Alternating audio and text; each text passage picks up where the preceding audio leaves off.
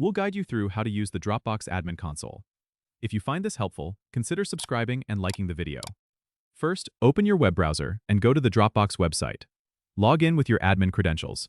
Once you're logged in, you'll be directed to the Dropbox Admin Console dashboard. Here, you'll see several options on the left side of the screen.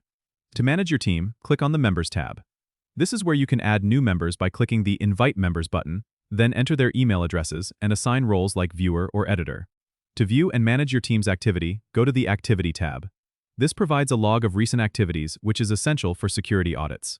If you need to adjust settings, click on the Settings tab. Here, you can configure security policies such as two-step verification and link sharing permissions. For billing information, select the Billing tab to view and update your payment details. You can also access reports by clicking on the Reports tab, where you can generate detailed reports on usage and activity. Remember, the Admin Console is your central hub for managing your Dropbox team effectively, so take some time to explore and familiarize yourself with its features. Don't forget to subscribe and comment if this helped you out.